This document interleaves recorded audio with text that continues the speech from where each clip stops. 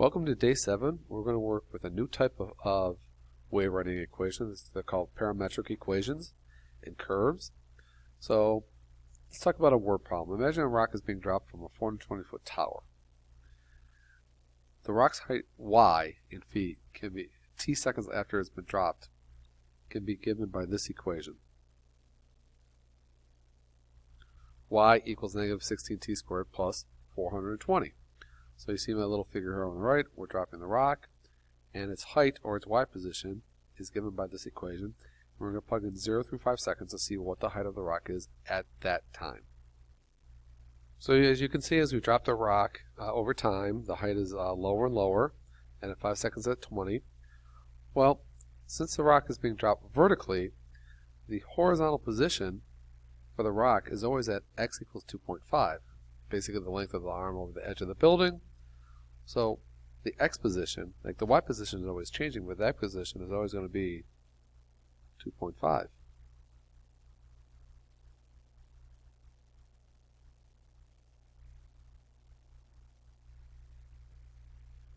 So when I put these two tables together, I have t, or time, as the top row, x position is the second row, and y position is the third row. And basically what I've created is that maybe x is dependent on time and y is dependent on time. I understand the x not so much because it was always 2.5. But you can see I have x equals one equation, and I have y is equal to another equation, and I'm computing x and y values based on whatever time was given. And that's what we're going to work on. So this is an example of parametric equations where the parameter is the letter t. That's the parameter, t for time, and x and y are given in terms of this value. So t is the input. X and y are both outputs. And what we're going to do is we're going to draw graphs based on this information, where I have two equations. Let me grab this. One for x, one for y, where x is a function of my input of t, and y is a different function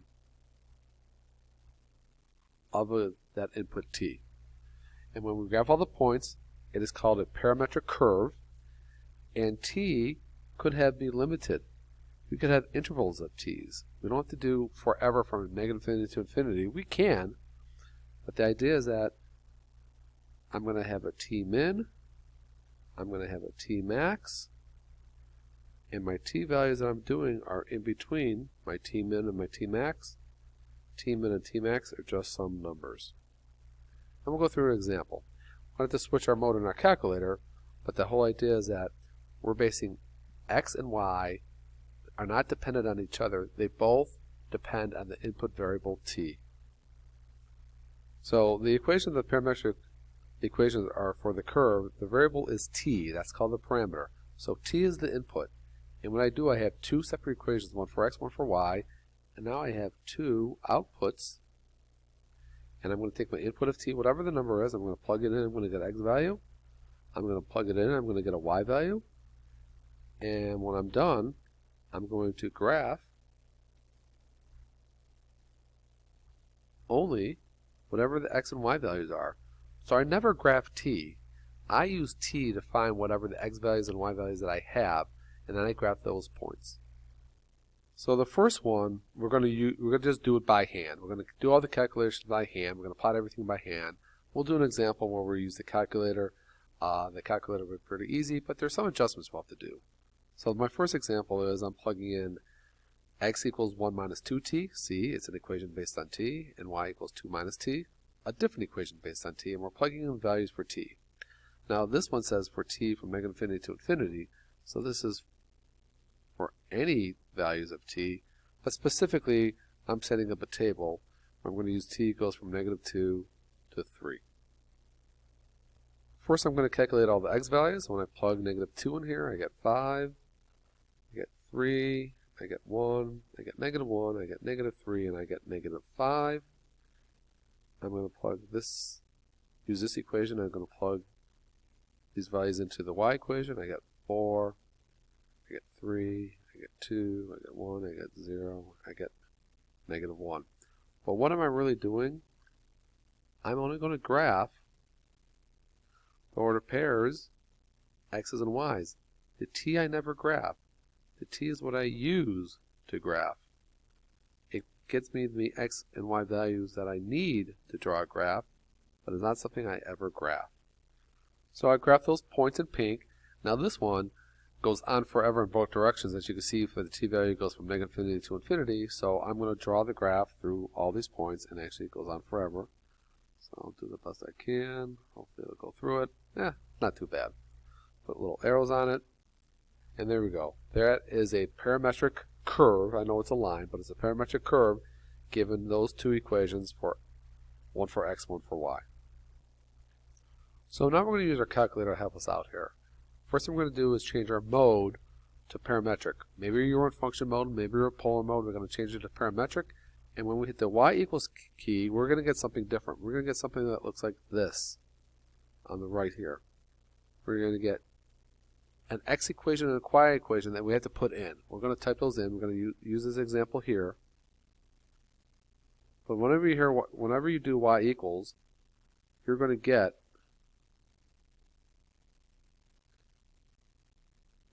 an x equation and a y equation that you have to put in.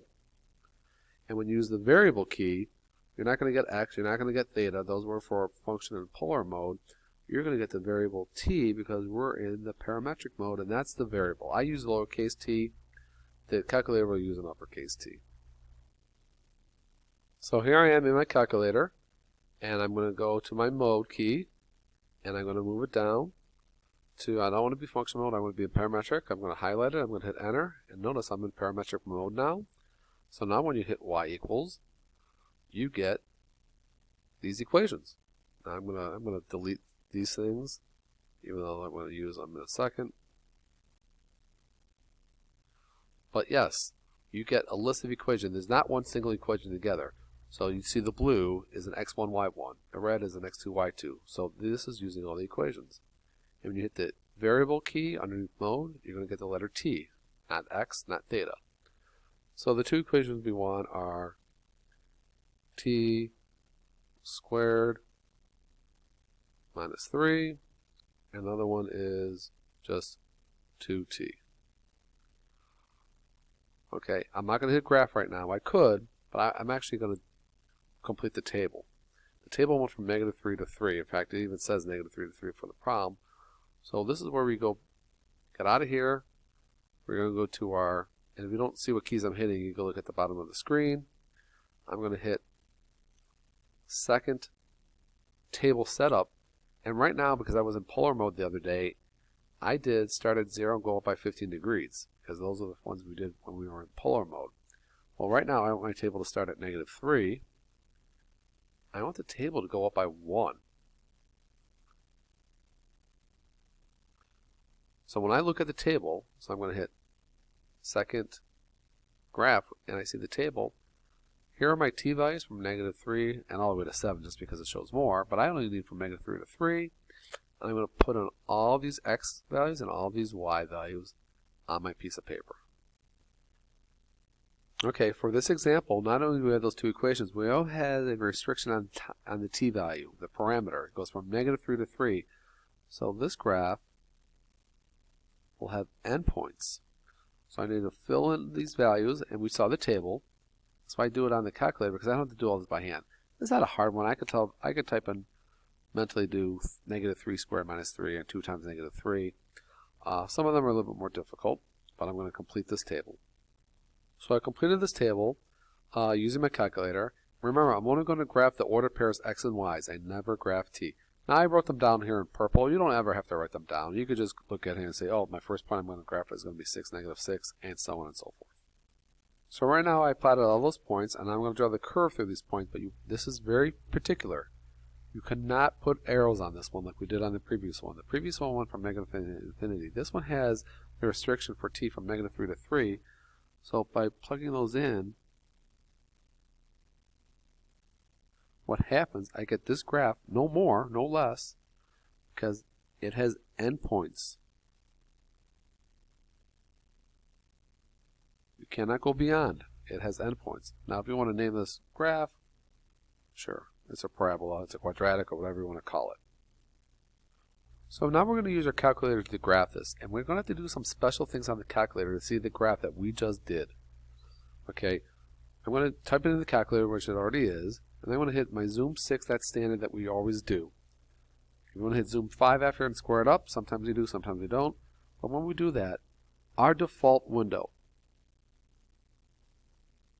the default window for zoom 6, which is a standard window, is given right here. Now, some things are similar, some things are not. Something that is similar are on the bottom here, all of these x min, x max, y min, y max, and the scaling, okay? That's the same as before. But we have these extra things. First thing that we see extra are these t min and t max.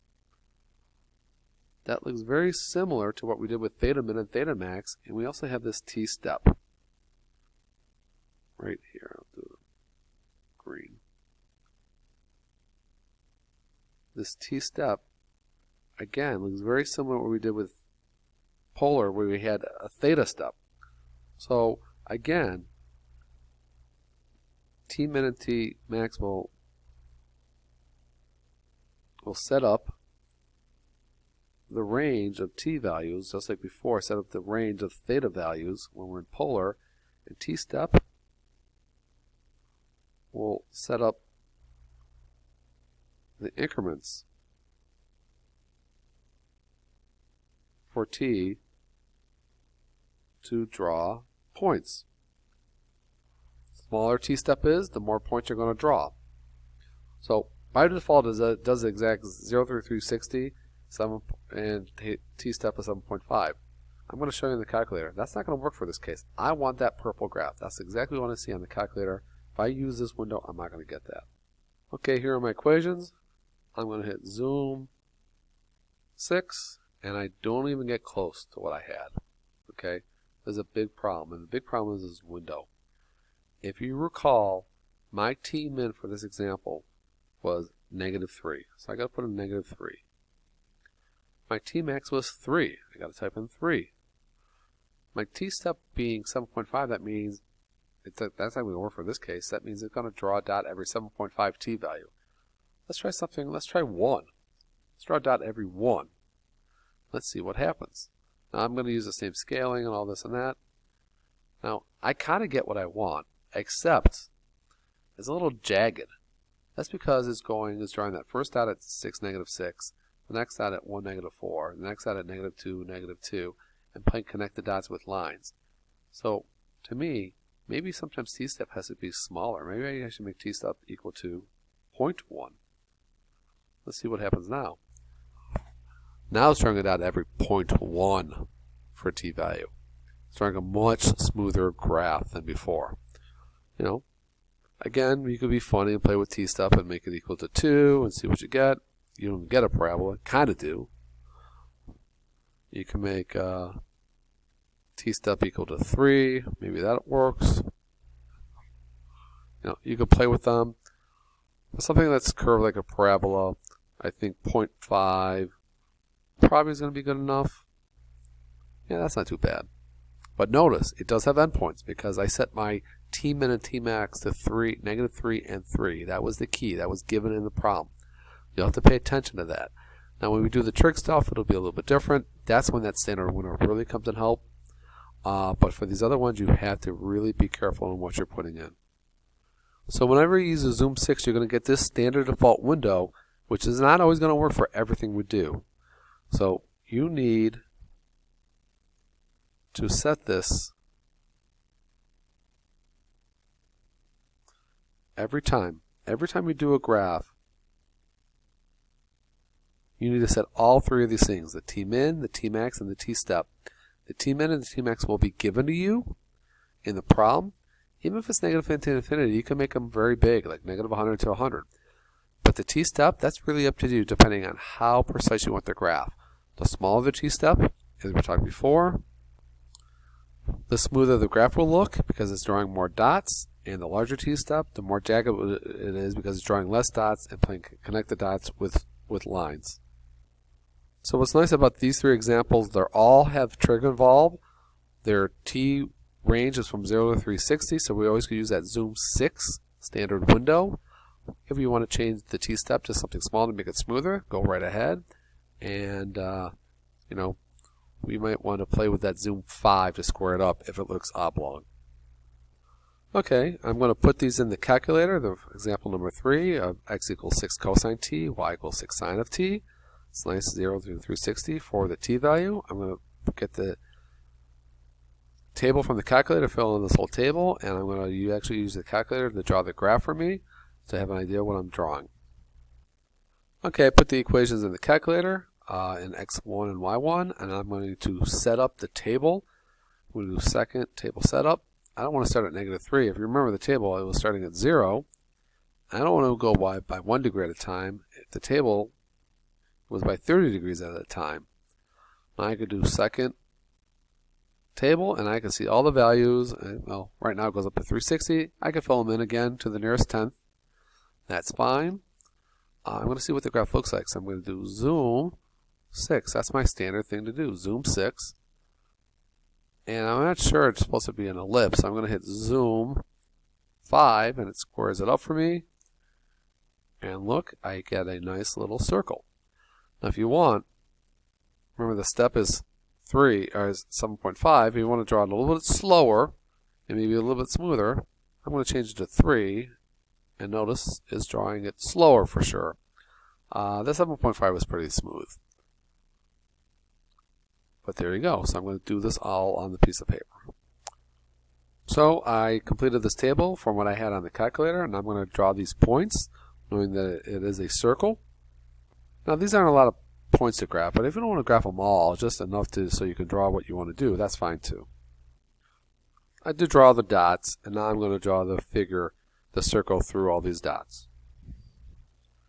And you notice it is a circle with the center at the origin and with the radius of 6. Now we're going to go to the next problem. Seems pretty similar to the previous problem. Trig functions, and but now we have these 3's and 2's being added to it. So let's see what it looks like. Again, 0 through 360 is what we have. Okay, put these in the calculator. What's nice, I've already set my calculator. I can use the same table information as before. I don't have to reset my table. Here's my table information. And I also have the same window. I don't have to change my window. I can if I want, but I think the last window is good. So I can just hit graph. Remember, I set my t-step as 3, so it is drawing it slowly. And notice again, we get a circle. It looks like its center is a little bit different than before. We'll talk about that. If you ever want to draw it up more slowly, let's see if we can just hit. Let's hit window again. Let's change it to 5. So if you graph it, if you want to pause the graph, just hit the enter key. Hit the enter key, it pauses the graph. Enter, start, enter again, stop. Start, and now it's done. As you can see, I filled in the table. I plotted my points. I'm going to draw my figure now through these points, best I can. Hopefully it turns out nice. Not too bad. And if you pay attention really close, you know it is a circle. I think the center, let's see, I think the center is going to be at 3, 2. What do you think? Yeah, look at that. 3, 2. And my radius is equal to 5 because that's the numbers in front of cosine and sine. And my last example is here. X equals 6 cosine t, y equals 4 sine of 2t. It's definitely going to be different than before. Notice our numbers in front of the trig functions are not the same. In other ones, they were the same values. And one of them has a 2t in it. Let's see how that works out. Again, 0 to 360. So I'll put these two equations in my calculator. Again, my table is already set up for exactly what I want. I don't have to change anything. I could use this to complete the table. And my graph is fine. I'm going to hit graph. And look what we get. Completely different idea than before. We're going to have to draw this graph. Now if you want, you can change your t-steps to something smaller. It'll slow it down for you. Because what I would do to graph this, I would go here, I would hit enter and pause it. Draw that little part. Do that little part, hit pause, or hit enter. See, every time you hit enter, it will pause the graph, and you can pick out your own points, and that's the way to draw it. If you ever get stuck on the graph, you can go to my window here. Let me change it to something really slow, 0.1. I'm going to draw it really slow. I'm like, oh, this is way too slow. If you ever get stuck, hit the on, it will stop graphing. Enter pauses the graph, the on stops the graph. And there's the graph. We're going to have to draw this figure after I complete the table. So I graphed all those points from my table. I actually threw a couple more dots on there from tracing it on the calculator, and I'm going to draw it the best I can. And that's okay. Now, to me, it looks like a figure 8, or because I'm a math nerd, infinity symbol, or looks like a bow tie. Okay, thank you for watching this video.